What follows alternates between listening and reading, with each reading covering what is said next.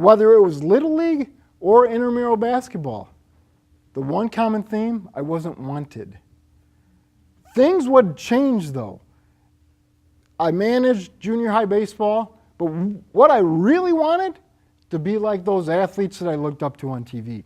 Well, my opportunity was going to come.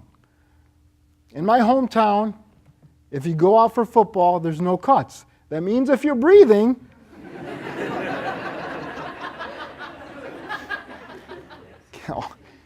if you're breathing, you can play. And I thought, hey, I checked my pulse, I'm breathing, so I'm good to go. And on the last day of camp, I'm super excited because of the disappointments that had led to this moment. And as I'm standing in line, I'm thinking of celebrating with my teammates, scoring that first touchdown, putting on the jersey for the first time, running onto that field, and of course, on Friday afternoon, what lucky girl is going to be able to wear my jersey?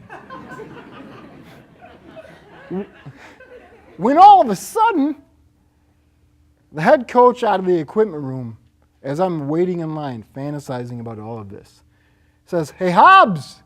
And I'm thinking, oh, he probably wants to know what position I want to play or what number I want. "We can't give you a helmet and pads without a doctor's note." Immediately, I dropped my head, and I remembered something crucial in my life. My mom had told me earlier on that you never talk back to an adult.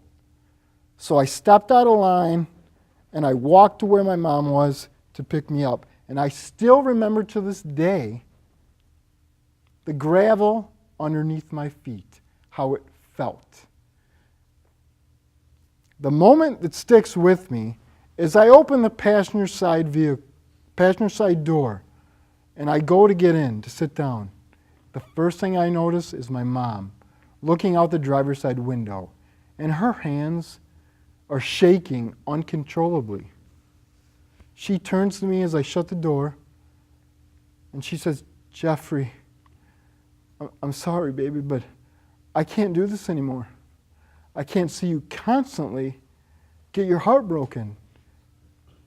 I can't do this. It's killing me."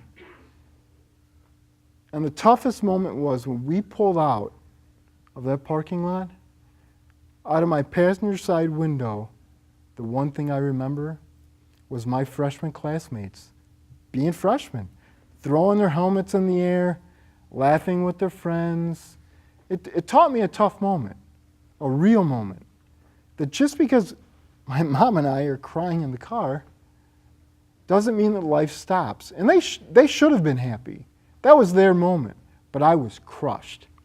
So I decided on the way home to have a master plan, to make a change in my life.